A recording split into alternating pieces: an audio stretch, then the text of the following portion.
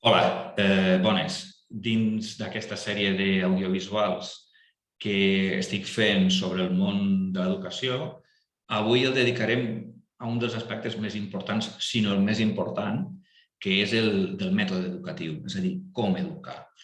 L'audiovisual anterior ha intentat oferir una idea del que jo considero que és educació, que és una idea integral, i ara, en aquest audiovisual, el que vull parlar és del que jo considero que són els principis i valors i orientacions generals sobre el mètode educatiu. Són personals, per tant, vosaltres que esteu aquí mirant aquest audiovisual podeu estar d'acord amb elles. Llavors, dins d'aquesta explicació que farem sobre el mètode educatiu, parlarem del que és l'educació des d'un punt de vista integral, que no és res més que enllaçar amb l'audiovisual anterior. Parlarem d'una sèrie de valors i principis del mètode educatiu, ja tal com queda exposat en el titular de l'audiovisual. Parlarem del fet de passar de la teoria a la pràctica i del que és el coneixement acadèmic. Parlarem dels alumnes, especialment dels alumnes menors, dels espais arquitectònics en els que es desenvolupa l'educació, parlant de l'educació escolar, dels canals d'informació i parlarem de la controvèrsia que hi ha entre el paper i pantalla com a material educatiu, també de la controvèrsia que hi ha entre el tipus de professorat, si és millor un professorat clàssic o un professorat progre. Parlarem també del treball en l'aula i d'altres qüestions del mètode. Per tant, són continguts amples sobre una qüestió fonamental com és com desenvolupar l'educació. I finalment, ja a la part final del mètode educatiu, sempre hi ha el que diem l'avaluació. Llavors, davant d'aquests continguts amples, no podem fer res més que començar i comencem amb el que ja he dit al començament, que és entendre, és a dir, enllaçar amb l'audiovisual anterior, que és entendre què és l'educació. I l'educació s'ha d'entendre des d'un punt de vista integral. És a dir, l'educació, quan se dona educació a un menor o a una persona, que pot ser adulta també, s'educa en diferents aspectes.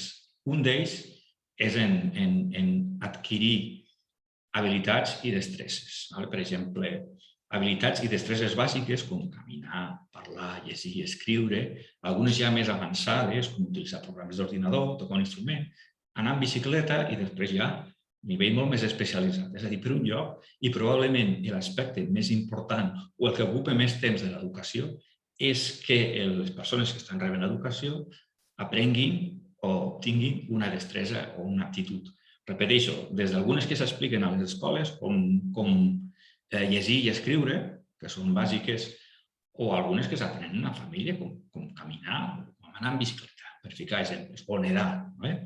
Molt bé, però a més de que l'educació inclou aquesta formació en tècniques i destreses, també l'educació inclou un altre aspecte, que és la formació en el coneixement. Aprendre com és el món.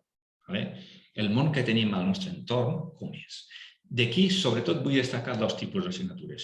Les relacionades amb les ciències naturals, aquí parlaríem de la biologia, de la física, de la química, que ens expliquen la part científica del món, i després aquelles assignatures relacionades amb les ciències socials, que ens expliquen la part social del món en la que participa l'home.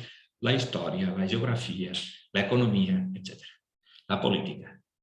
Però a més de que l'educació sigui adquirir destreses i hàbits de conèixer el món que tenim davant, també és molt important, també l'educació implica que la persona que rep educació adquireix una disciplina i uns hàbits a l'hora d'aprendre, a l'hora de treballar, a l'hora d'estudiar, a l'hora de complir uns horaris, etc., que després aquesta adquisició de disciplina, d'autodisciplina, li pot ajudar, evidentment, en la vida adulta.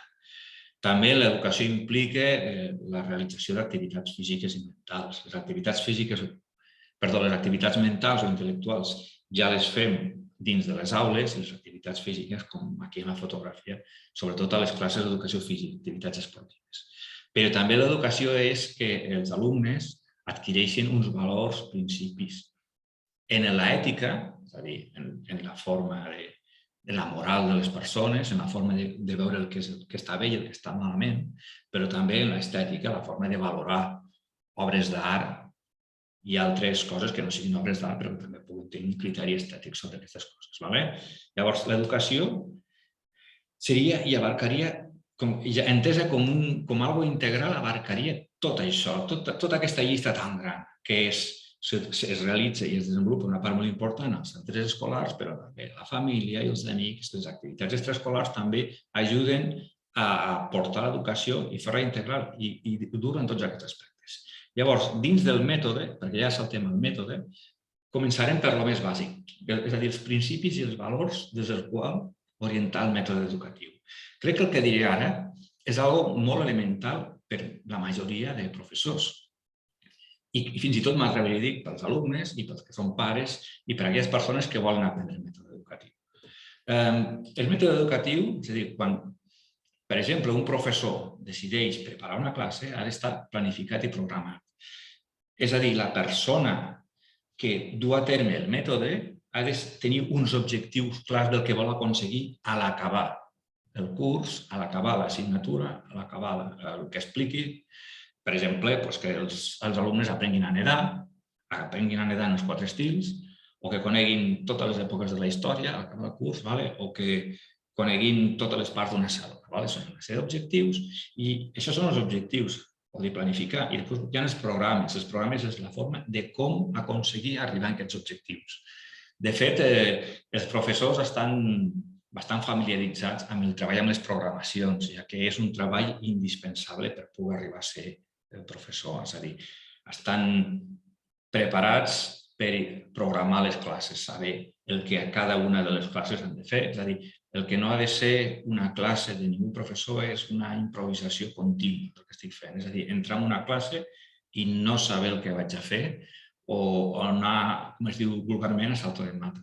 Se suposa que un professor, quan ja entra a classe, més o menys ja té previst el que passarà durant tota la classe. Evidentment, no es complirà al 100% les previsions, perquè no pot ser, però s'haurà d'apropar amb elles. I a la llarga, a llarg termini, les coses que ha perdut unes classes les compensarà amb altres que anirà guanyant.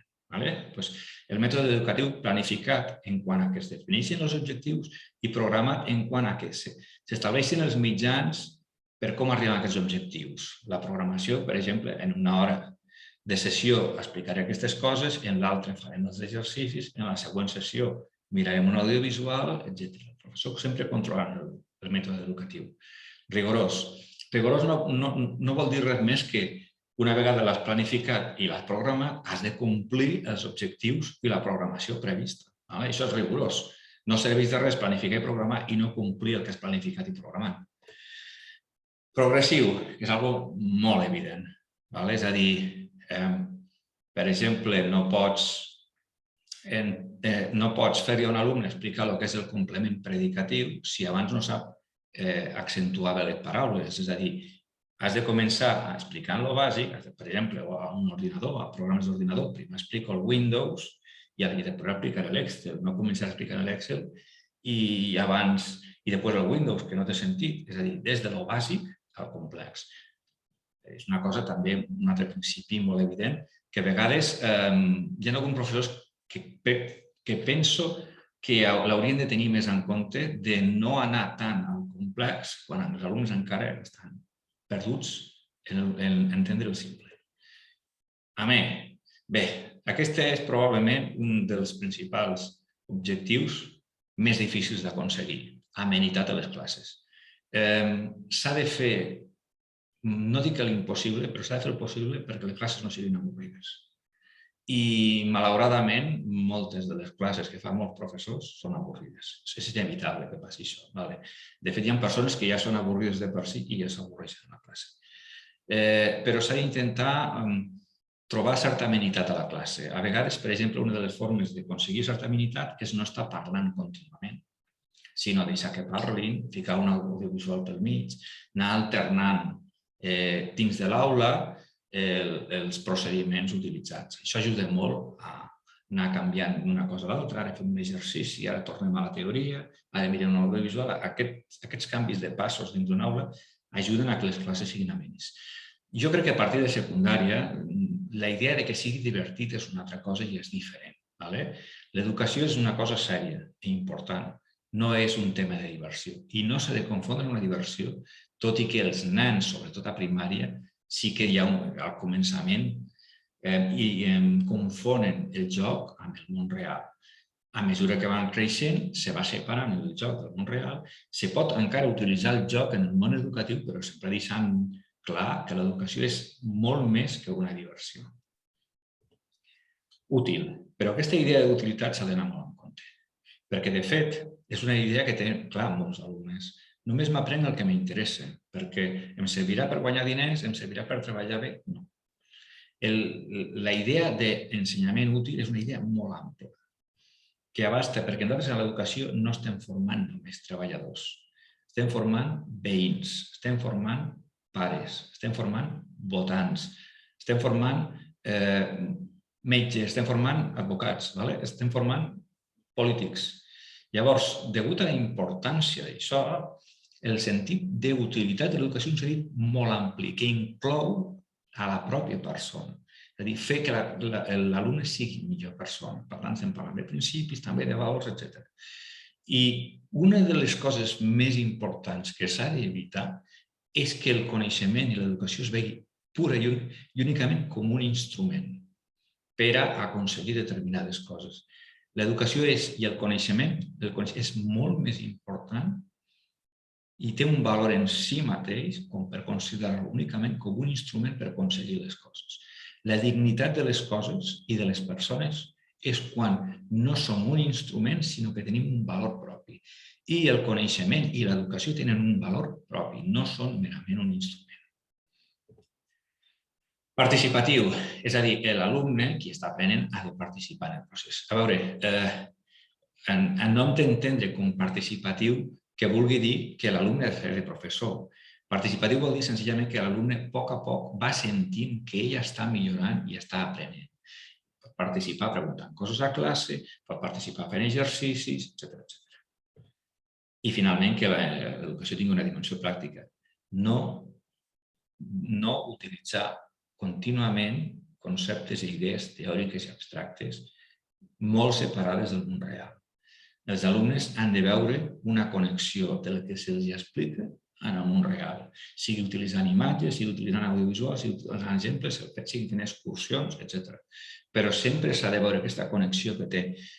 És una activitat més difícil, per exemple, pels professors de matemàtiques. Els professors de matemàtiques tenen complicat, tot i que nosaltres utilitzem matemàtiques en el món real, ho tenen més complicat. Hi ha algunes assignatures que ho tenen més complicat que altres per fer-li veure als alumnes la importància que té i el sentit pràctic que té l'aplicació.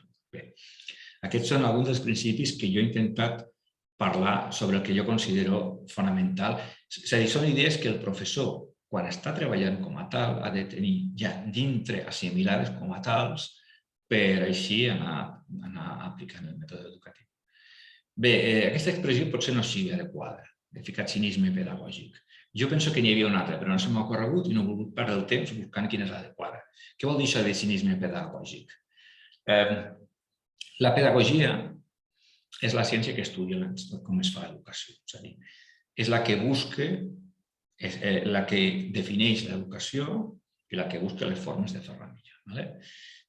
La meva crítica és que la pedagogia és molt teòrica. És una de les ciències més teòriques que hi ha, és pura teoria a vegades, quan l'educació és purament pràctica. És a dir, la base de l'educació és una base pràctica. L'educació és com, per exemple, ensenyar a anar en bici. Sí que està bé que hi hagi llibres i manuals que expliquin com anar en bici, però fins que no ho fas a la pràctica no et servirà de res. Però l'educació és això, l'educació és posar en pràctica. El mètode educatiu és una pràctica, no és una teoria. De fet, en l'aprenentatge aprenem molt per imitació. És a dir, encara que estudiem conceptes teòrics, fins que nosaltres no imitem el que fa algú, generalment no aprenem. Estic parlant sobretot ara, en aquest cas, de l'aprenentatge en destreses tècniques i en actituds. Molt bé. Llavors, un dels exemples de la teoria pedagògica és el que es diu l'educació per competències. A veure, resulta que fa no sé quants anys, 15, 10, 15 o 20, va haver un gran descobriment en la teoria de la pedagogia, que és l'educació per les competències. És a dir, com si descobríssim que el veritable motiu, objectiu de l'educació ha de ser les competències. Bé, l'educació per competències, que és una idea teòrica, no afegeix res de nou a l'educació. L'únic que afegeix és que la pràctica del mètode educatiu ha rebut una forma diferent d'explicar-se, que és per competència. És a dir, hem extret una teoria de la pràctica i hem ficat un nom. Molt bé. Segurament ho hem fet d'una forma més correcta de la que estava abans. I jo crec que el descobriment no el considero negatiu. El que considero negatiu és pensar que la base és la base teòrica, l'educació per competència, i des que aquesta base teòrica, que és l'arrel de l'arbre, fer la base pràctica, que és l'educació. No. És a l'inrevés. La base pràctica, que és l'educació que fem nosaltres, són els rels de l'arbre. I l'educació per competències, la idea teòrica, no és res més que una mena d'instrument per aconseguir la pràctica, i no a l'inrevés. Per tant, la pedagogia com a ciència teòrica, el que ha de fer és, el seu propòsit és ajudar a la pràctica, al camp de batalla, a les aules, als professors que fan activitats extraescolars, als pares de família que ensenyen als seus fills, subministrar valors, subministrar principis i mètodes, i no a l'inrevés. I crec que quan s'educa als professors des de la pedagogia no es fa així. Se parteix d'una base teòrica i això s'ha d'evitar. Aquesta és una de les coses que a mi m'agradaria dir. Llavors, el professorat l'hem d'educar més cap a la pràctica. És a dir, aquesta mena de màsters que es fan pel professorat o a primària, se'ls ha d'imbuir molt de pràctica als professors, als alumnes, que seran futurs professors. Els hem de portar més a les aules, que veguin com treballen els professors, que aprenguin més mètodes pràctics. Treballar més això i no tant la teoria. Llavors, el que dic, més aules o més centres i menys PowerPoint. I, curiosament, això és una paradoxa, perquè jo estic fent l'audiovisual utilitzant un PowerPoint i en un PowerPoint jo estic dient que s'ha d'utilitzar més aules i menys PowerPoint. Això és el que es diu una paradoxa, que no és res més que una informació contradictòria d'un fet. Un fet, és a dir, un fet que porta a dues idees que són contradictòries entre si. És a dir, que jo des d'un PowerPoint estigui dient que s'ha d'intentar explicar, fer més didàctica de forma pràctica i menys en PowerPoints. Bé, deixem aquest apartat del cinisme pedagògic i continuem. De la teoria a la pràctica. A veure, l'educació es dona molt coneixement, és continu donar coneixement. No només en les assignatures que parlen del món, sinó també en les assignatures que parlen de destreses, en les assignatures que parlen de principis i valors, etc. I està impregnat a tots els àmbits de la vida. És a dir, els pares i dins de la família també es dona una educació, en el treball també hi ha una educació perquè s'aprenen una sèrie de funcions per treballar, en el l'oci també. I com ja he dit abans, sempre hem de tenir clar que hi ha una finalitat pràctica darrere tot això. És a dir, que tota aquesta teoria, tot el que estem explicant és perquè després tingui una utilitat. Utilitat que ja hem parlat, ja hem explicat. Llavors aquí fico el que jo li dic la dictadura de l'academicisme, que es considera un dels mals de l'ensenyament, que és transformar tot el coneixement en una sèrie de classes teòriques dividides en temes ordenats sistemàticament. Això és l'exposició acadèmica. És a dir, els llibres de molts continguts estan ordenats acadèmicament. Tema 1, la cèl·lula. Tema 1, no, els animals. Tema 2, els vegetals. Tema 3, és a dir, això és l'ordenació acadèmica dels continguts, amb una introducció, un concepte, funcions, etc. Jo considero que l'explicació acadèmica és positiva, però el que s'ha d'evitar és l'excés d'academicisme que hi ha als centres escolars, que tots els professors d'un mateix curs utilitzen el sistema acadèmic, expliquin les coses d'una forma acadèmica. De fet, el mateix professorat, jo crec que per mostrar-se com a hàbil i mostrar les seves aptituds tendeix a organitzar coneixement de forma acadèmica. Jo crec que hi ha algunes assignatures que sí que s'han d'explicar de forma acadèmica i és inevitable, però n'hi ha altres que no s'hauria de fer. I no s'hauria de fer no perquè sigui millor o pitjor, per no fer-ho tot de forma acadèmica. És a dir, que un alumne que passi 6-7 hores a l'escola, no tot el coneixement li vingui ordenat de la mateixa manera. Llavors, jo he distingit 3 tipus d'assignatures. Les de destreses, les de tècniques, que són les que ens ensenyen a llegir, a escriure, a utilitzar programes d'ordinador, a tocar un instrument musical, a tocar la flauta, a jugar al futbol, a tocar la fusta, etc.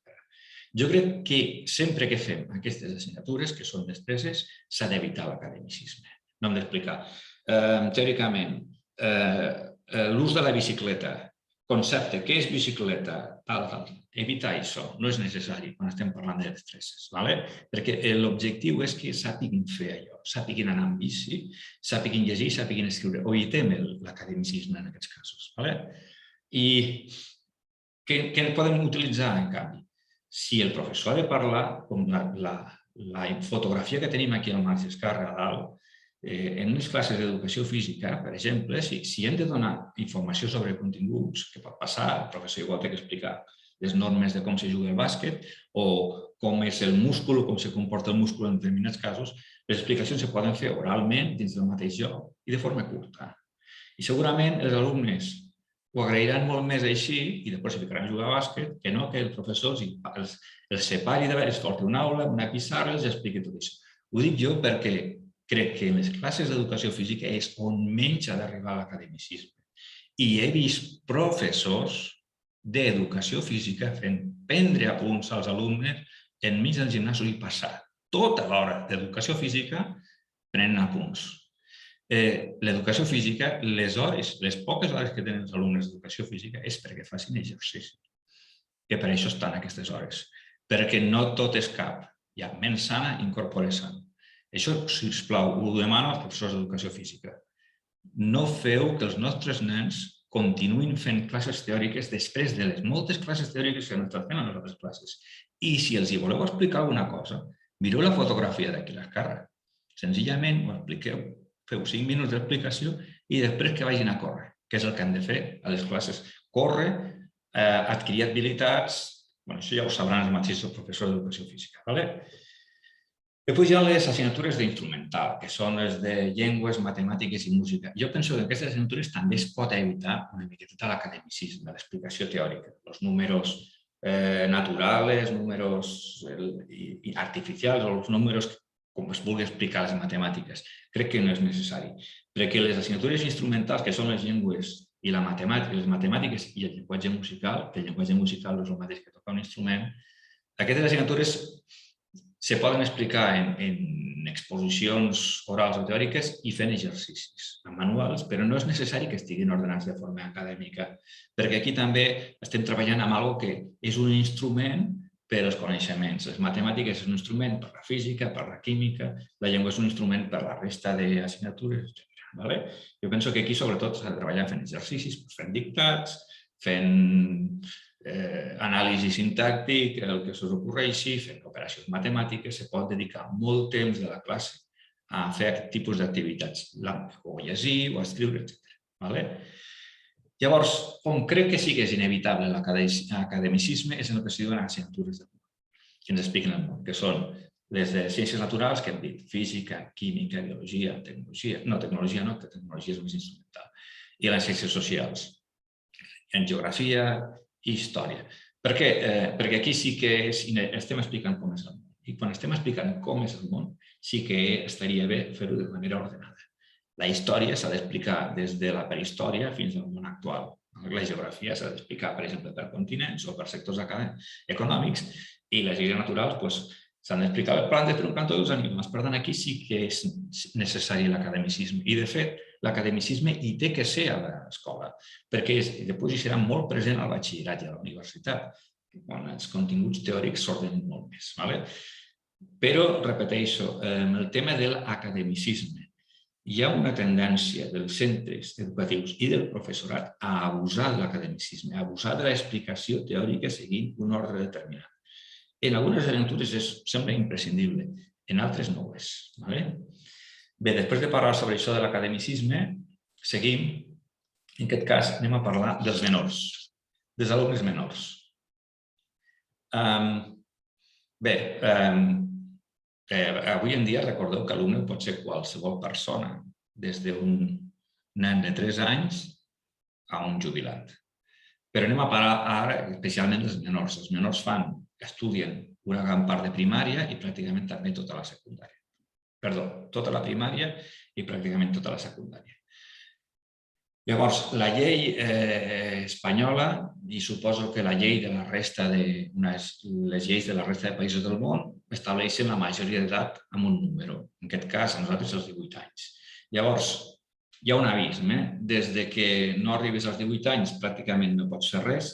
S'ha de dir, en tot cas, que als 16 ja es poden fer algunes coses. I a partir dels 18 ho pots fer tot. Evidentment, no té molt sentit, això. Llavors, sobre el tracte que hi ha al menor, que jo no estic d'acord, el tracte legal que hi ha al menor, jo he ficat 3 explicacions. La SMC, que és el menor com un sac de responsabilitats, el menor com un jarroming i el menor com un zero a l'esquerra. En aquestes 3 frases intento explicar quin és el tracte que se li dona al menor partint de la llei en els centres educatius. Primera, un sac de responsabilitats. El menor és un sac de responsabilitats ambulant. Com que el menor no té responsabilitats, hi ha algú que es fa responsable d'ell. I en els centres educatius és el professor. Llavors, el professor estem abrumats per veure els menors com una responsabilitat total nostra. És a dir, que el menor no sigui responsable de res i el professor està totalment pendent i una part molt important de les seves energies les dedica a assumir, a vigilar els menors perquè ell carrega amb totes les responsabilitats del menor. A vegades el professor pateix més amb una excursió vigilant un per un els menors que no en un centre escolar. Això és molt abruma. Això apruma moltíssim al professorat. Això crea una càrrega de responsabilitat molt gran. Segona idea, en jarroming, l'efecte bombolla que hi ha. El menor s'ha d'evitar que li passi qualsevol cosa. És a dir, qualsevol paraula malsonant pel menor li pot suposar un trauma. No li diguis, no se t'ocorreix, jo com a professor no utilitzo la paraula tonto, però no la utilitzo no dirigint-me a un menor, no la utilitzo en general, perquè si la utilitzo a classe i dic tonto, sense referir-me a ningú, algun menor pot malinterpretar la paraula i després acabar dient-li als seus pares o a vés a saber aquí que jo li he dit tonto i ja tinc un problema muntat de nassos. És a dir, no tocar, no alterar, no fer res al menor. Que no li passi res, no li diguis res, vigila. Toca amb pinces. Jo sé de professors d'educació física que també tenen problemes. A veure, també hi ha la situació a la inversa, és a dir, es pot donar la situació inversa de professors que tinguin una actitud cap als menors desagradable. També no nego que pugui passar això. Però un jarroming és un jarro de porcellana xinesa molt fràgil i que s'ha de conservar molt perquè té molta història, és un jarro que es fica als museus, etc. Llavors, quan parlo d'això amb el menor, em refereixo que has d'anar molt en compte. Un menor és com una mena d'explosiu que si el toques a la mínima t'explota. Llavors, un zero a l'esquerra. Curiosament, a més, com que els menors no tenen cap tipus de responsabilitat, també no se'ls reconeix cap dret, a vegades, i no se'ls respecta, a vegades, les pauses entre classe i classe i les pauses als esbarjos. És a dir, els adults, quan van a treballar, tenen 15-20 minuts de descans. No li prenguis a cap treballador aquests 15 o 20 minuts de descans perquè primer és un deure bàsic d'aquest treballador i li sentirà molt malament. Llavors, la pregunta que em faig jo és per què els menors els hi poden fer això? Per què els poden castigar sense pati? Per què un professor, quan no acaba... Déu-n'hi-do aquesta, un professor que no acaba la seva classe, continua fent la seva classe, i a vegades, moltes vegades no acaba la classe per culpa d'ell, continua fent la classe i els agafa 5-10 minuts a l'esbarjo dels menors. O professors que quan sona el timbre de canvi de classe continuen fent la classe. Aquesta idea de continuar fent la classe després de sonar el timbre quan és el pati em sembla una falta de respecte als menors. I ho dic ara perquè no ho dic a vegades al professorat, perquè hi ha professors que ho fan això. I jo penso que els menors, a més, si entenem que són tan fràgils, han de tenir més dret al seu pati. I quan hi ha un canvi de classe a classe, que s'han estat una hora aguantant un professor, que tinguin 5 minuts per desconnectar. Llavors, els deures escolars. Jo ja he fet una videoclasse parlant del que penso sobre els deures escolars, però si hi ha pares o persones que no es volen enviar la feina a casa, perquè als menors sí que se'ls envia la feina a casa. És a dir, nosaltres podem desconnectar, si volem o si podem, però ells ja no poden fer-ho, perquè nosaltres els manem feina. És a dir, els manem feina fora de les activitats escolars i, a més, per a casa, que és el lloc on teòricament s'han de relaxar. Llavors, al ser menors i al ser un sac sense responsabilitats ambulant que va pel centre, els menors són tractats més o menys com presidiaris. És a dir, van sempre en grup, controlats per una o dues persones. Quan se mouen, s'han de moure sempre controlats per una persona. Quan volen anar al lavabo és el gran moment que tenen ells de llibertat. És a dir, anar al lavabo i que el professor els deixi anar al lavabo. Aquest trajecte que fan al lavabo sols, no saps com se senten. Se senten com si el món se'ls obrís amb ells, perquè la resta del temps que tenen pràcticament és com si visquessin en una presó. Seguim. Quina és l'actitud dels pares respecte del professorat i respecte dels centres? Jo he ficat 3 caselles de la ruleta. Te pot tocar una d'aquestes 3 caselles. Una és el recolzament, és a dir, els pares recolzen l'activitat dels professors i els professors també la dels pares. Aquesta és la millor casella de totes. I la veritat s'ha de reconèixer que una part molt important dels pares recolzen l'activitat dels professors. Seria fals dir el contrari. Però després hi ha altres 2 caselles. I hi ha alguns pares que no cauen en la casella de recolzament, sinó que el que fan és ficar pressió al professorat. És a dir, vigila el meu nen que no sé què, fes això, actua especialment pel meu nen perquè no sé què. És a dir, pressionen al professorat perquè el seu nen, per motius que sigui, ha de rebre un tracte especial. A vegades és cert que s'ha de fer, altres vegades no. Això és la pressió dels pares. I després hi ha els pilotes fora. Els pares pilotes fora generalment solen ser els pares que tenen fills conflictius, que creen problemes al centre, i hi ha molts alumnes que creen problemes al centre sense cap tipus de problema perquè, com que són irresponsables, les sancions no sé què se'ls ficaran, no seran mai sancions que li corresponen a una persona responsable. És a dir, faràs neteja tal cosa, li perdràs el pati i ja està. Llavors, els pares de pilotes fora són aquells alumnes que creen un munt de problemes, però els pares diuen no, és que això és culpa de l'altre, és que no sé què, no sé quantos, i n'hi ha molts així també. Però aquesta és la típica resposta dels pares que tenen davant de la situació dels menors. Què seria desitjable en el tema dels alumnes que són menors? Que hi hagués un procés gradual d'assumir responsabilitats i que pogués començar a partir dels 14 anys, que el menor se li anés donant determinats drets i que se li anés donant a poc determinats deures, perquè la vida és així, la vida va gradualment millorant.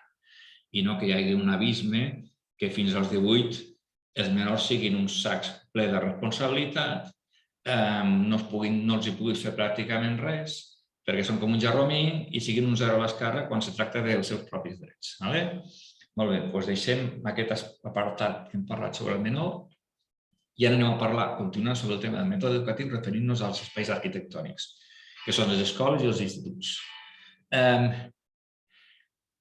Diu, les escoles i instituts són centres arquitectònics, edificis, segur que n'heu vist molts o n'heu vist uns quants, que estan tancats a l'exterior. Tanques i controls d'accés. De fet, aquí a la dreta teniu 2 fotografies. Una és la d'un institut i l'altra és d'una presó. No hi ha molta diferència entre un i l'altre. Jo no entraré a qüestionar si és necessari o no que hi hagi tanques als instituts i control d'accés de les persones que entren i surten. Perquè va més enllà de la meva capacitat de discutir si és vàlid o no vàlid fer això. L'únic que vull és deixar clar que la situació és aquesta. Que ho tinguem clar, que pot ser una part de la infelicitat de les persones que van a les escoles o a l'institut es deu precisament a aquesta sensació de presó que poden tenir i de falta de ser tractats com presidiaris que tenen des del moment en què ens ven dintre dels instituts. I en part això ve influït per l'espai arquitectònic. Diu, del funcionalisme a les oficines tipus Google. Els edificis, instituts i escoles avui en dia, molts d'ells, no tots, són molt funcionals. Estan fets per rebre el màxim de llum, per rebre el màxim d'aules, perquè hi hagi un moviment fàcil d'una aula a l'altra, per fer espais per al professorat, etc. Molt bé, això és funcionalisme. Funcionalisme vol dir que l'edifici està dedicat i està orientat a complir de la millor forma possible les funcions que té. Això sí, el funcionalisme fa que els edificis siguin insípids, no siguin interessants, perquè l'edifici està fet per complir unes funcions, no està fet perquè sigui agradable a la vista o perquè ens faci sentir millors.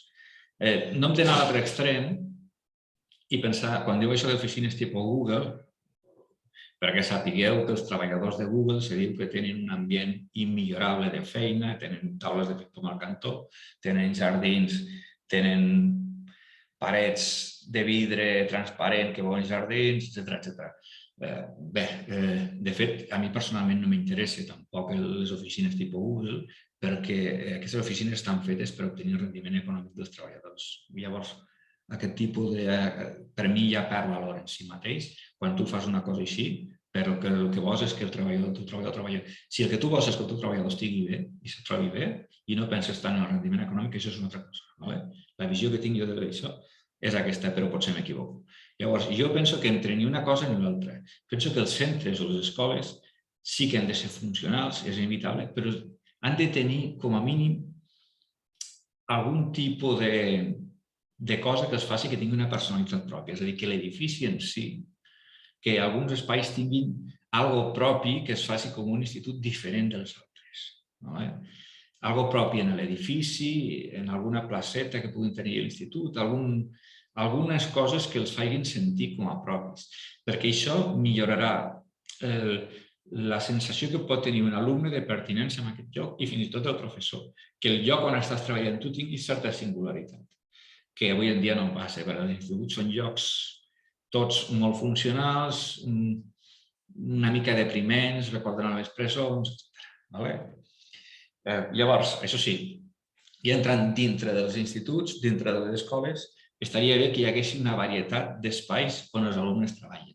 Ells tenen la seva aula, que és l'aula principal on estan, però va bé que de tant en quant vagin als tallers, a fer activitats pràctiques, que vagin al laboratori, que vagin a la biblioteca, que també és molt aconsellable, que vagin a un gimnàs si n'hi ha, que estiguin en pistes d'aire lliure. Això seria aconsellable i desitjable perquè l'alumne no estigués sempre a la mateixa aula tancat. De fet, això s'ha avançat bastant i molts instituts i escoles ja tenen varietat d'espais perquè els alumnes vagin alternant i canviant. I després ja els espais i les activitats fora del centre. Degut a aquesta idea que us he comentat abans, que el menor és com una mena de gerro minc i un sac de responsabilitat, molts professors no són partidaris de fer activitats fora del centre, perquè si se me n'escapa un, atropella un cotxe o se dona un cop contra la barana, ja tinc un problema greu.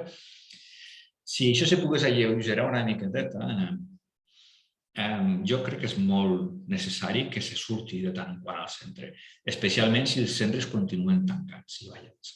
Que se surti a veure llocs de treball, que se surti a instal·lacions esportives. De fet, hi ha instituts que porten els nens a fer classes de natació a espais fora del centre, que es vagin a visitar museus, que es facin excursions per socialitzar els alumnes i per veure altres llocs. Això sí, sisplau, a les excursions no feu que els alumnes estiguin 3-4 hores escoltant una persona que és un guia parlant de coses. A les excursions procureu que els alumnes tinguin temps, els nens tinguin temps per relacionar-se entre ells i per passar-s'ho bé en la natura, una mica al seu aire. Un consell que vull fer als professors, perquè jo he vist excursions en les que quasi que és millor estar a classe que no a excursió escoltant una persona parlant contínuament sobre tot. Molt bé.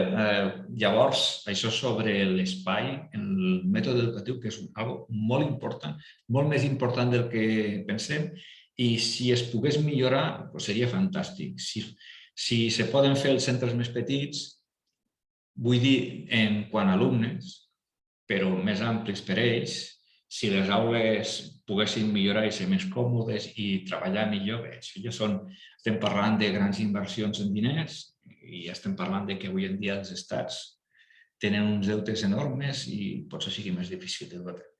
Seguim. Canals d'informació i d'estudi, paper i pantalla. Bé, aquí sí que vull dir unes quantes coses sobre el mètode educatiu i sobre el material que s'utilitza, que és molt més important del que sembla. Paper i pantalla. És a dir, els professors i a les aules s'utilitzen bàsicament dos tipus de material. Materials tangibles com el paper, i aquí estem parlant dels llibres que se'ls donen als alumnes, que és el material clàssic, i els apunts que ells poden prendre a classe.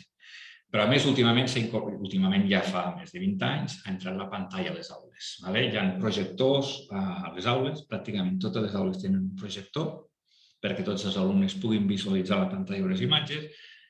També s'ha introduït el portàtil i molts alumnes tenen un portàtil personal, també hi ha les pissarres digitals, per tant, ara estem en un moment en què hi ha dos tipus de material, paper i pantalla. Una explicació prèvia que vull fer, que s'ha de distingir mentre l'alumne aprèn entre el que és el canal d'informació i el canal d'estudi. El canal d'informació és quan l'alumne o la persona rep per primera vegada informació. Llavors, el canal d'estudi és quan l'alumne ja ha rebut aquesta informació i està enregistrant a la seva memòria, per exemple, per fer un examen. Una cosa és rebre la informació, rebre d'una pantalla, i l'altra és estudiar.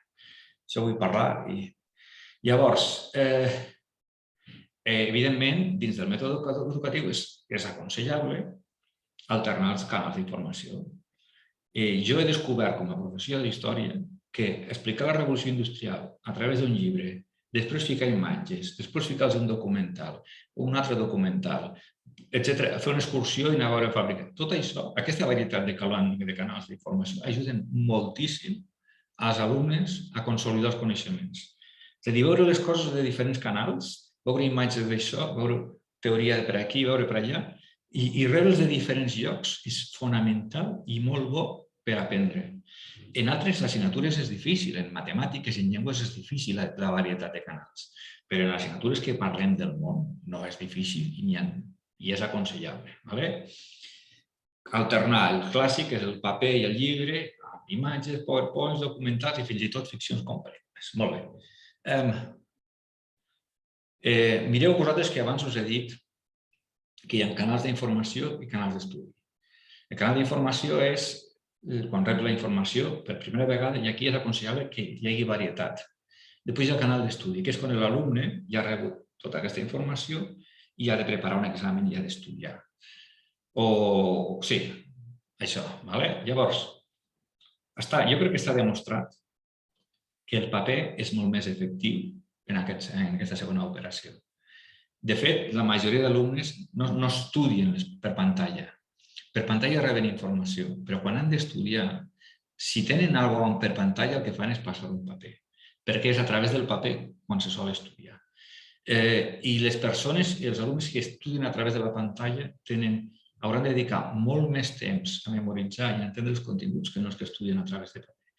Sembla que l'estudi a través del paper continua sent millor i més efectiu que l'estudi a través de pantalla.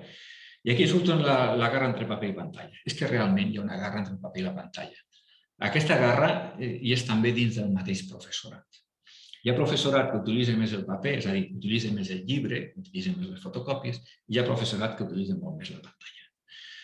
Jo personalment crec que depèn de les assignatures, s'utilitza més una cosa o l'altra. Però recelo moltíssim d'aquest professorat que fa de la pantalla, que va abandera la pantalla com el gran mètode que substitueix el paper. No. De fet, recordeu que fa 15 anys la introducció del portàtil a les aules va ser molt ben vist, però fa 15 anys no hi havia els smartphones que hi ha ara. I avui en dia la majoria de la gent està penjada en els mòbils. Només falta que estiguin penjades per mòbils com per anar a les aules i utilitzar contínuament la pantalla, amb portàtils. I desprendre's i allunyar-se d'aquesta relació natural que hi ha amb el llibre i amb escriure. Jo crec que a les aules majoritàriament s'ha de continuar utilitzant el llibre i el paper, i els alumnes han d'escriure a mà. Això no vol dir que de tant en quant els professors, per exemple, els que expliquem assignatures relacionades amb el coneixement del món, utilitzen, o els que estudien, expliquen classes d'anglès, utilitzen el projector de tant en quant. El projector vol dir que els alumnes estan distanciats de la pantalla i miren una única pantalla tots al mateix temps. I el tema del portàtil, està fent exercicis amb portàtil, exercicis de matemàtiques o d'altres activitats, jo no l'acabo de trobar bé, quan estem en una societat que està repleta de pantalles en tots els llocs i quan la pantalla, quan abuses d'ella, comença a tenir efectes negatius i nocius sobre la persona. Aquesta és la meva opinió. Per això, recelo molt d'aquest tipus de professorat. A veure, els portàtils són necessaris perquè els alumnes han d'aprendre a manejar els ordinadors, només faltaria, han d'aprendre els programes informàtics. Però crec que les aules, utilitzant els projectors i enviant tasques a casa, que sí que s'han d'utilitzar els ordinadors per veure-les, sense oblidar la bretxa digital, que parlem després, crec que és suficient com per estar, a més, amb portàtils dintre les classes, aplicant les assignatures, treure els llibres de sobre i treure escriure i paper. Aquesta guerra és molt important, s'estan decidint moltes coses entre la guerra entre els professors que defensem el paper més important del paper davant dels que defensen la importància de la pantalla. Bé, seguim. Deixant de banda després el tema aquest molt important per mi, que és el paper de la pantalla, anem a parlar dels professors. Valors i principis. Quins valors i principis han de guiar sobretot l'activitat del professor? Jo crec que els que diré ara són bàsics i elementals. Valors i principis són les idees bàsiques que un professor té i a través d'aquestes idees bàsiques el professor anirà construint el seu mètode educatiu. Crec que una idea fonamental és que la persona que és professora tingui una idea molt valuosa del que és l'educació. És a dir, així com els metges fan una gran aportació a la societat mirant i cuidant la salut de les persones, els professors també fan o haurien de fer una gran aportació a la societat perquè l'educació és fonamental pel creixement i el desenvolupament d'una persona, probablement sigui el factor més important. Per tant, la idea de lo valuós i necessari que és l'educació feta i practicada cada dia en les aules, amb alumnes, és a dir, saber que cada moment que estàs fent d'això, de certa manera estàs millorant una miqueteta el món, amb les teves aportacions. El professor, a més, ha de tenir un sentit important del compromís.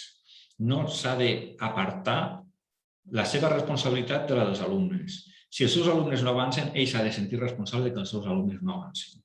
S'ha de sentir responsable del resultat dels alumnes. S'ha de sentir compromès amb el que fan els seus alumnes. Sigui culpa seva o no ho sigui, s'ha de sentir responsable. Valor de l'educació, sentiment de compromís i de responsabilitat i una altra cosa més difícil, que és que sigui un apassionat del que està explicant. Els alumnes ho noten, quan un professor té passió pel que explica, ho noten. Hi ha professors que no la tenen. Bé, si tenen els dos primers, el tercer no és tan necessari si tenen un compromís a l'educació. I si la consideren com a valuós, treballaran com sigui l'assignatura, encara que no ens hi apassioni el coneixement sobre l'assignatura. Personalitat d'un professor.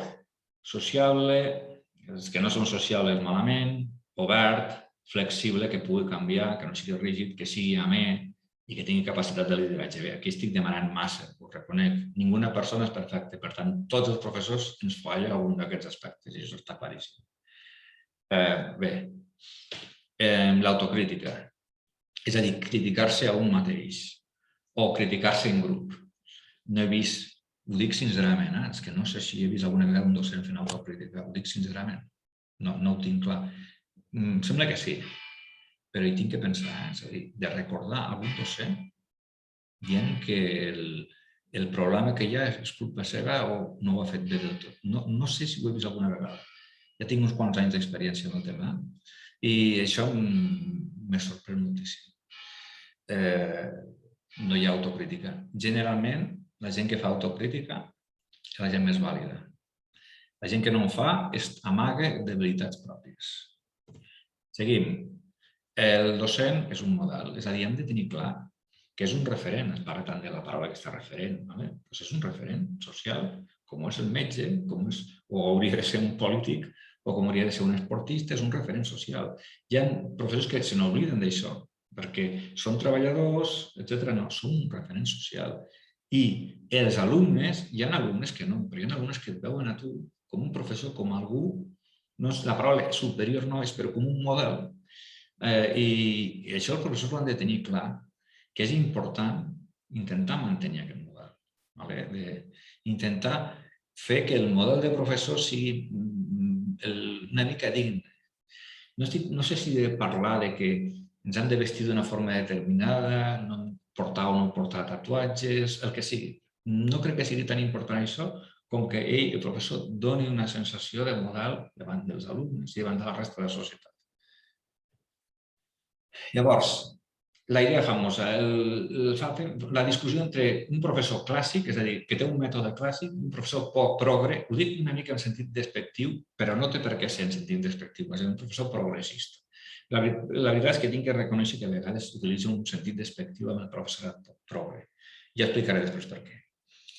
L'ideal del professor clàssic. El professor clàssic és el professor que cada vegada n'hi ha menys, era un professor que es passava explicant les classes amb el coneixement que ell ja tenia.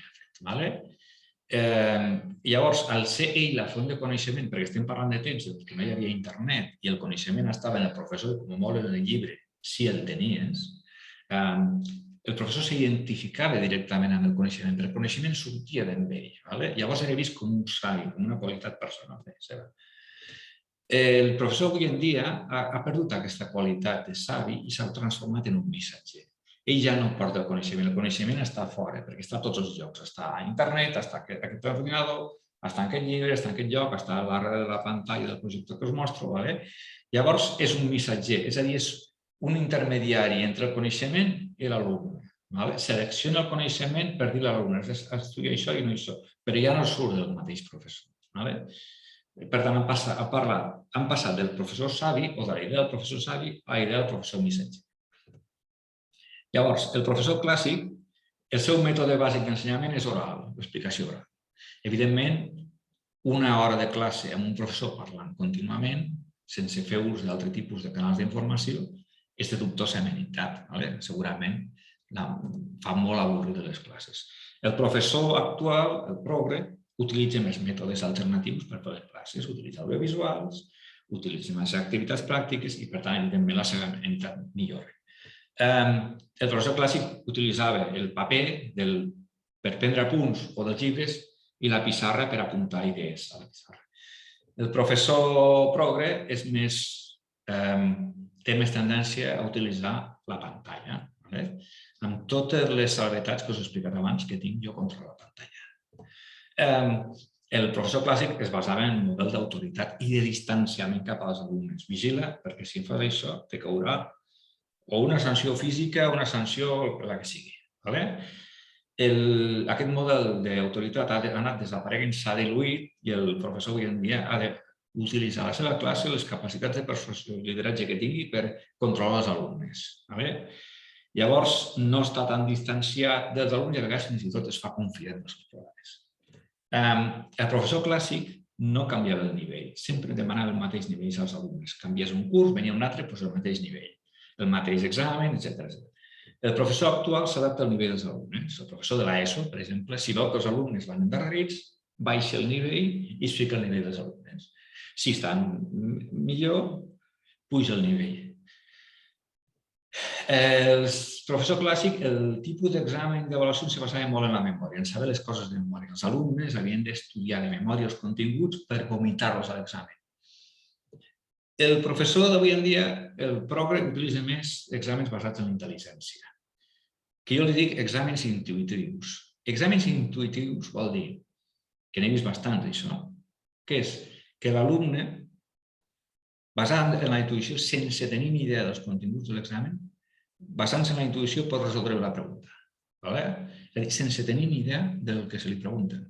Només per una mica d'intuïció, aquesta fletxa ha d'anar lligant amb l'altra, aquesta fletxa ha de lligar amb l'altra.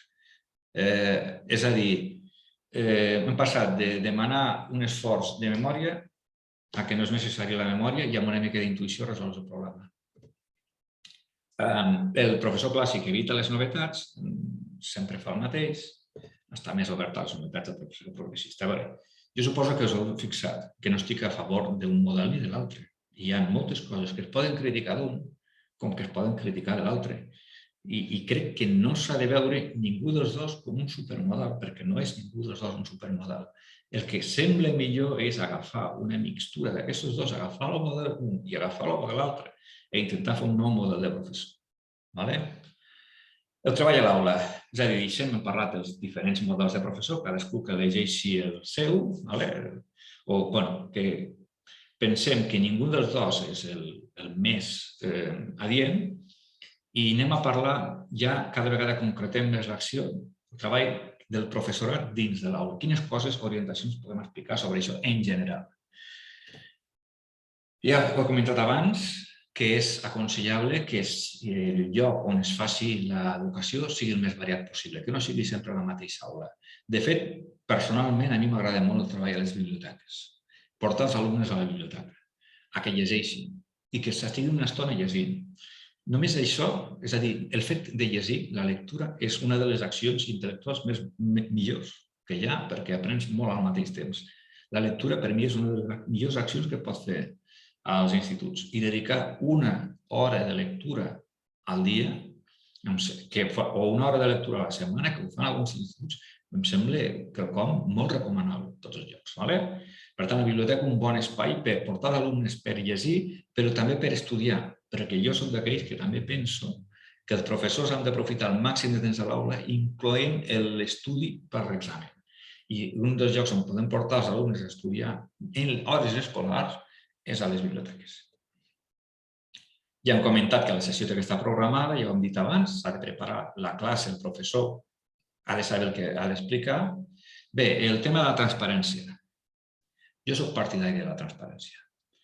Transparència vol dir que el mètode educatiu d'un professor és accessible, per exemple, com a mínim als pares dels alumnes, per no dir a la resta del professorat, o per no dir a la resta de persones. El tema de càmeres i gravacions dintre les aules és un tema més espinós, però jo personalment no acabo de pensar que pugui ser positiu. Evidentment, hi ha coses negatives amb això, però estic segur que l'educació millorarà amb l'utilització de càmeres dintre de les aules. Canals variats d'explicació. És a dir, ja ho hem comentat abans també. Ja és una cosa que he explicat, que els alumnes, quan han de rebre informació per primera vegada, com més variat sigui el canal d'on reben la mateixa informació, millor. És a dir, llegint, mirant documentals, si es poden mirar documentals, subratllant, utilitzant un dossier, audiovisuals, etc. També recordeu que ells puguin utilitzar les seves pròpies tècniques d'estudi, subratllar, etc. Ja us he comentat també la importància que els alumnes participin del coneixement, però participar vol dir que ells mateixos entrin dins del procés d'aprenentatge i formen part d'aquest procés. No vol dir que ells facin de professor, el professor és el guia de les classes i els alumnes el que fan és participar en aquest procés. De fet, una de les coses, un recurs que utilitzo jo en les classes és nosaltres treballem en el llibre o treballem en el dossier i els alumnes llegeixen en veu alta el dossier o el llibre. És com si estudiéssim a classe el llibre. En lloc que ells se l'emportin a casa i se l'han de llegir, nosaltres a classe llegim el llibre. Llegeixen en veu alta, els altres escoltem i després ho comentem. Crec que la lectura oral del material didàctic que s'utilitza a classe per mi és un bon recurs per dedicar-lo a la classe. També el fet de fer preguntes. Una altra cosa que jo tinc claríssima i de la que estic d'acord és que els exercicis del que sigui, de llengua, d'anglès, de matemàtiques, de socials, de naturals, es facin a classe. A classe, a l'aula, a la biblioteca, en hores escolars. No a casa, especialment a primària i a secundària a l'ESO. Jo soc partidari que els exercicis es facin i fins i tot que els professors puguin anar corregint en les seves hores en la seva hora de l'hora lectiva que estan fent a classe. Això és una de les coses que tinc més clares. I si el professor es programa pel temps, li donarà temps de fer i explicar tots els continguts del curs i dedicar com a mínim una hora a la setmana de la seva classe a fer activitats, a fer exercicis. La dimensió pràctica dels continguts, tenint en compte això, a primària és molt més important el joc que no a altres. Seguim. Aprenentatge més enllà del mètode. A veure, quan arriba l'estiu, els alumnes tenen 2 mesos de descans. I després hem de parlar dels caps de setmana en els que no han d'estudiar, etc. L'única forma que veig jo d'aproximar-me amb ells durant aquests períodes és a través d'algo més divertit i més entretingut com són les ficcions. Llegir novel·les, que està molt bé, no novel·les obligatòries, novel·les aconsellades. El professor li aconsella a l'alumne, mira, t'agrada aquest tipus de novel·les? Doncs intenta llegir aquesta. I després, quan tornis l'estiu, me l'expliques. no obligar-los a fer, no fer una llista de llibres i que odien la lectura. No, això. Parlar-li de pel·lícules, intenteu veure aquestes pel·lícules a veure si les veieu aquest estiu o alguna d'aquestes i us reuniu i les comenteu. Sèries, fer les excursions també són molt vàlides, etc. Ja he comentat abans el tema de la biblioteca. Crec que les biblioteques dels centres haurien d'estar sempre ocupades d'una classe, després d'una altra, i que serveixin per sessions de lectura, és a dir, anem a llegir un llibre, doncs ara el llegireu aquí, o un llibre, o el llibre que vulgueu, o un còmic, no passa res. Els còmics també s'aprèn llegint. Però també que s'utilitzen les biblioteques per estudiar, per preparar, que ells puguin preparar l'examen estudiant-lo a la biblioteca en hores escolars.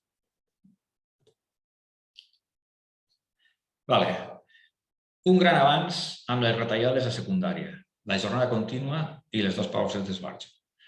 Quan va venir la crisi, abans, la secundària es feia matí i tarda. L'ESO. En el batxillerat crec que no. L'ESO es feia matí i tarda. Els alumnes molts se quedaven a dinar i estaven des de les 8 del matí fins a les 5 de la tarda. Acabaven rebentats i odiant l'educació, amb tot el dret del món, perquè jo era com estar en una presó. Conteu quantes hores? 9? Llavors, per mi, i no diguem de les hores que estan del dinar, que no saben el que fer, i amb ganes d'estar a casa i de relaxar-se. Per mi ha estat un gran pas i molt positiu la jornada contínua, que puguin estar les tardes a casa. Algú dirà, perquè tu ets professor i així no treballeu per les tardes. Per les tardes també treballem. Però en tot cas, segueixo dient que ha estat un gran pas pels professors, pels alumnes i el que és millor, per l'educació, perquè ha millorat moltíssim la qualitat de l'educació amb la jornada contínua. Els alumnes tenen la tarda, poden desconnectar, com fan els pares, alguns pares treballant, poden dedicar a altres coses, amb més o menys encert dels pares, perquè els pares també tenen molt a veure amb el temps que dediquen els alumnes fora de l'aula, i al dia següent començar.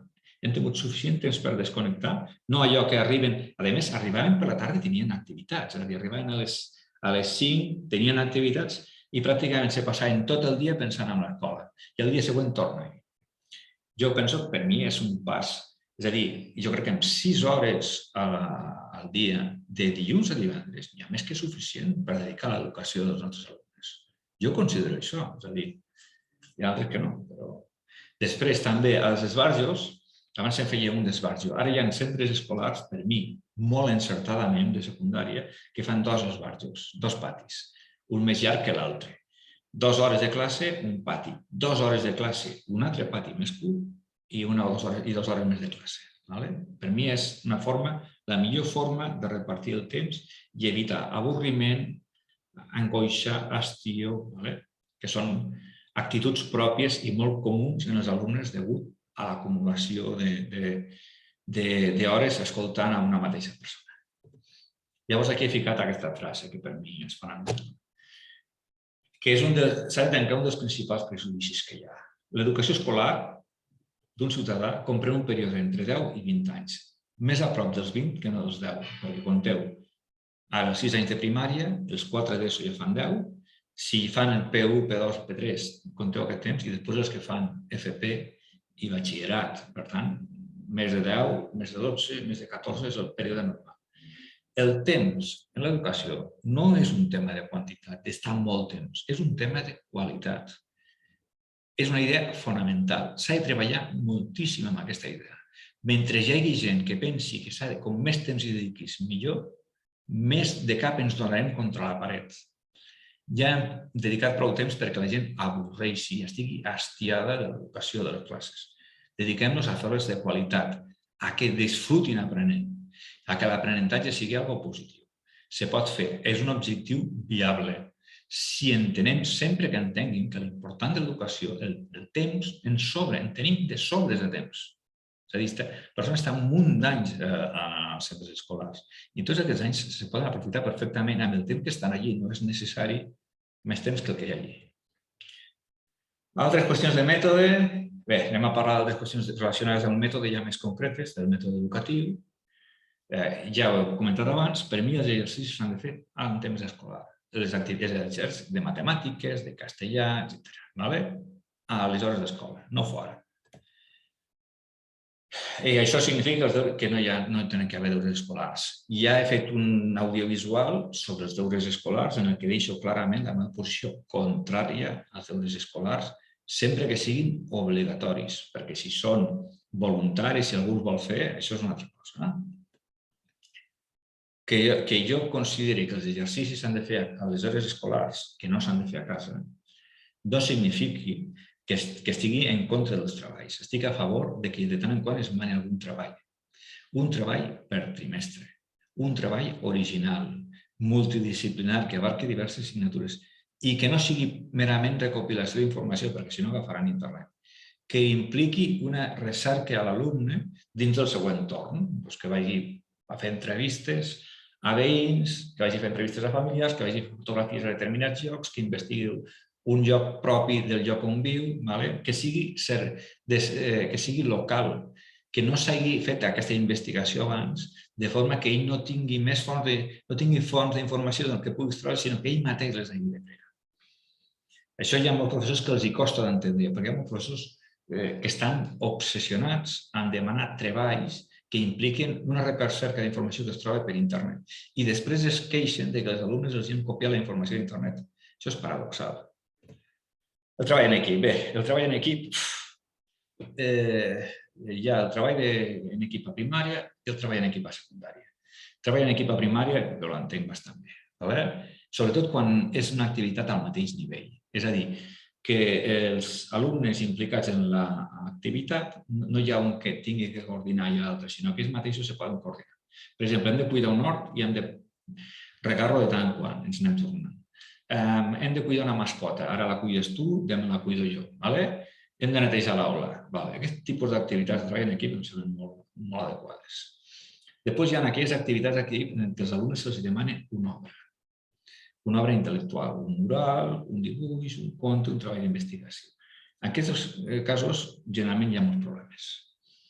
Hi ha tensions entre els alumnes, n'hi ha un que fa més feina que l'altre, hi ha malestar.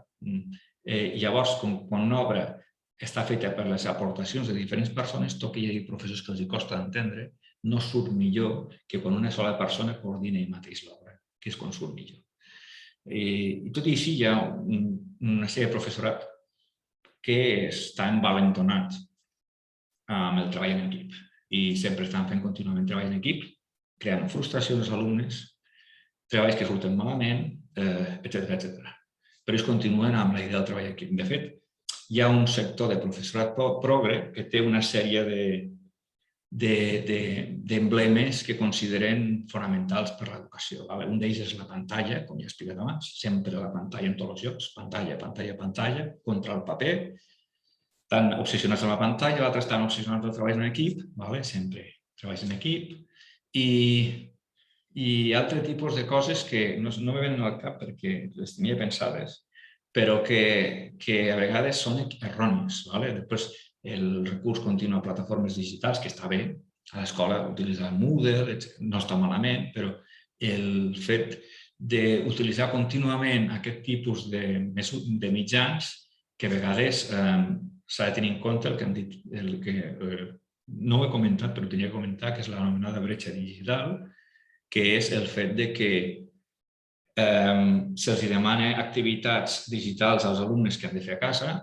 Hi ha alumnes que no tenen internet a casa, hi ha alumnes que no tenen portàtil a casa, hi ha alumnes que tot i tenint una cosa i l'altra no tenen els programes adients al lloc, no poden estudiar adequadament. És a dir, això hi ha molts professors que no ho tenen en compte. Ells, amb les seves pantalles, les seves activitats digitals, els seus treballs en equip, i a vegades aquestes coses no fan una bona educació, sinó que fan una altra. Treball en equip, un ideal del professor progre, en crònic fracàs. Seguim. El tema de l'avaluació. Bé, aquest és un altre dels... sí, després comentaré una altra idea del professorat, en aquest cas progre, però en sentit despectiu. A vegades progre no és un sentit despectiu. Avaluació. Aquesta és la fase final del procés educatiu, avaluar els alumnes. Hi ha gent que dins d'aquest professorat progre que considera per poca que l'avaluació no és necessària. I, de fet, jo escolto aquesta gent, però de moment segueixo pensant que l'avaluació és necessària. Necessari per tres motius que són els que ja han explicat aquí. Primer, perquè l'alumne mateix conegui les seves en el que està bé i en el que està malament, a nivell individual, pugui saber les seves inclinacions, les predisposicions pel futur per elegir una carrera, per elegir una formació professional, saber què és millor en això, què és millor en l'altre. Tot i que al final sempre compta més la voluntat que no la predisposició. He descobert que la majoria d'alumnes al final elegeixen per el que volen, no tant com el que són bons. És a dir, prefereixen agafar el que volen més que el que tenen aptituds. Però l'avaluació no només és necessària. L'educació no és només un dret individual. No siguem tan individualistes de pensar que tot és per un. L'educació té uns altres valors, té un valor social. És un bé per a la societat que la majoria de la gent estigui educada. Llavors, hem d'intentar que a l'hora d'avaluar sigui l'avaluació el més justa possible, que sigui equitativa, que cadascú li correspongui l'avaluació que li toqui.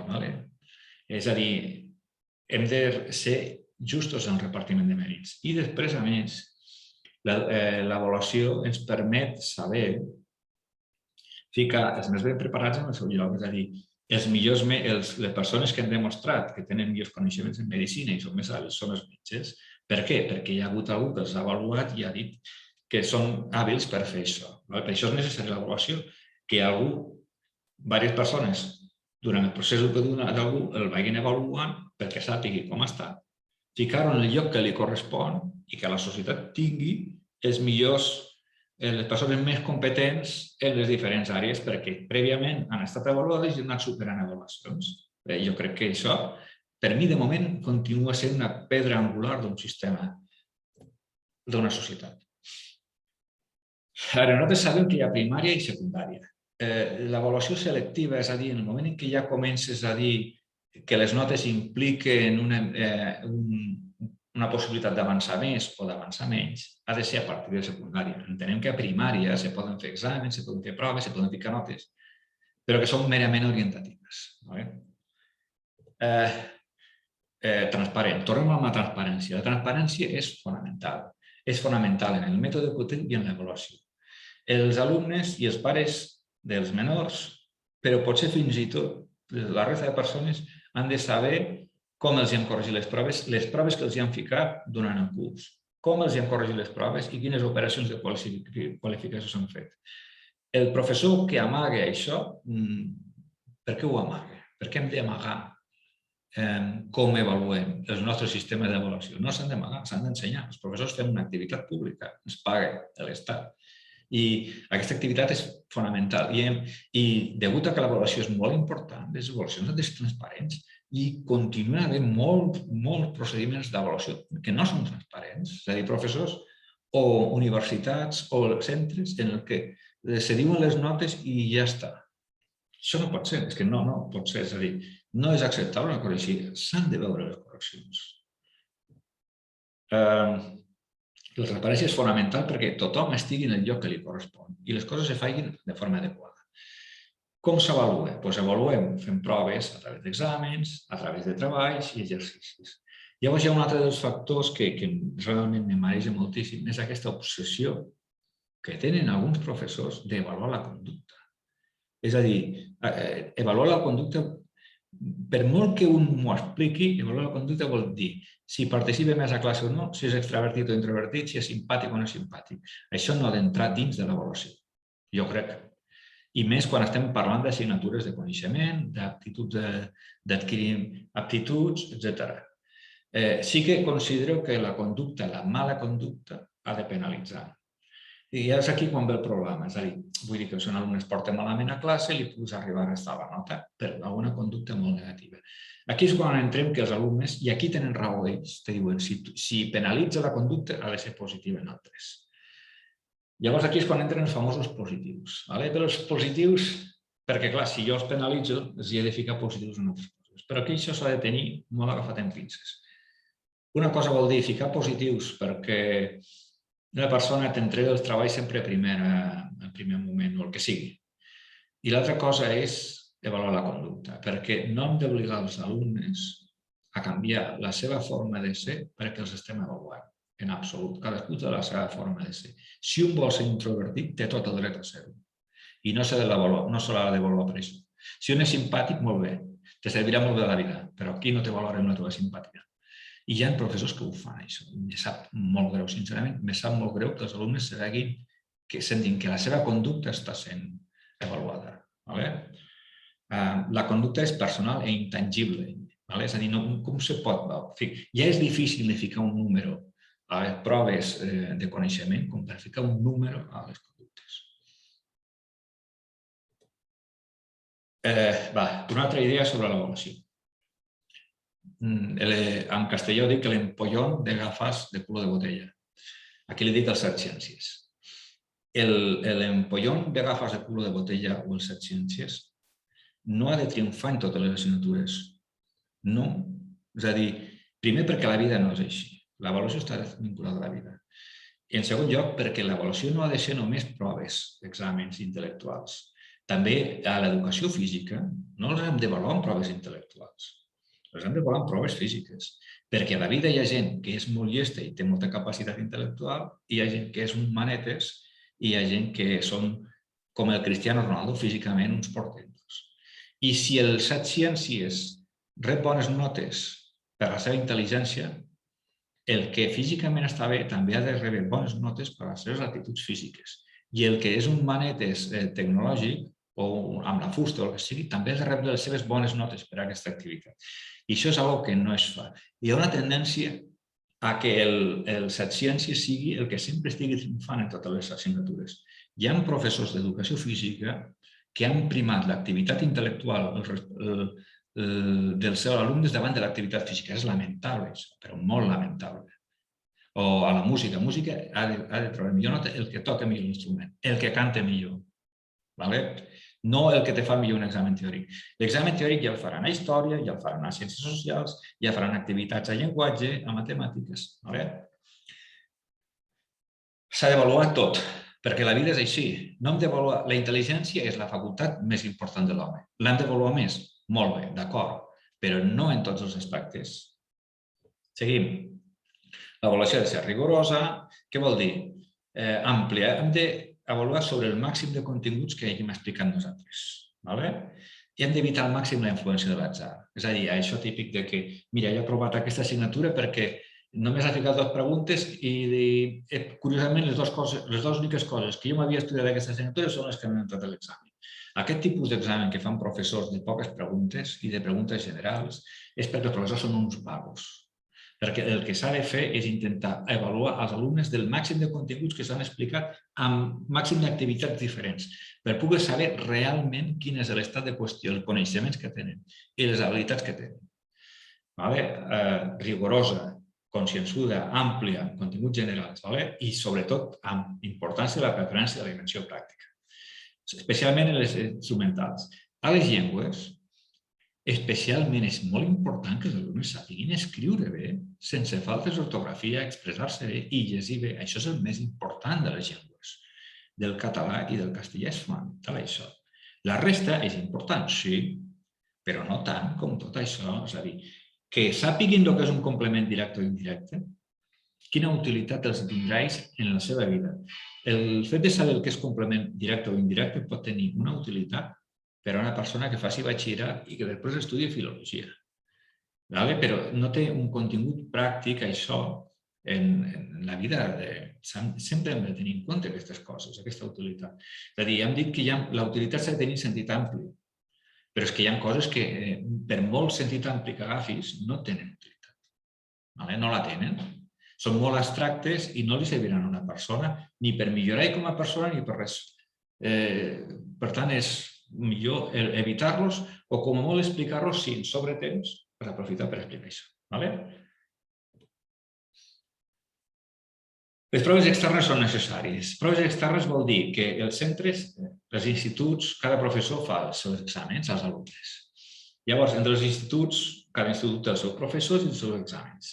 Llavors, si no hi haguessin proves externes als centres, el nivell que hi havia d'un institut a l'altre podria ser molt diferent. Hi havia instituts que potser no faria, es treballaria molt, i altres que es treballaria poc. Llavors, al fer les proves externes, com les proves d'accés a la universitat, Els instituts estan obligats tots a agafar un nivell important perquè els alumnes puguin passar aquestes proves. Per tant, les proves externes jo les considero necessàries, i no només en un nivell, sinó en diversos. I de forma que els centres es veguin una miqueta obligats a mantenir un bon nivell per assolir aquestes proves externes. I això sí, les proves externes han de ser treballar el màxim de competències possibles i no tant en continguts teòrics. I llavors ja entrem a com avaluem els professors. S'avaluen els professors? Qui avalua els professors? Jo crec que els professors se'ls ha d'avaluar. Però qui els avalua? Aquesta és la gran pregunta. Qui avalua els professors? No crec que els professors els hagin d'avaluar càrrecs polítics o persones que hagin estat elegides per vincles polítics. I això ja dificulta moltíssim l'avaluació del professorat a l'ensenyament. Però moltíssim. Pràcticament ho fa impossible.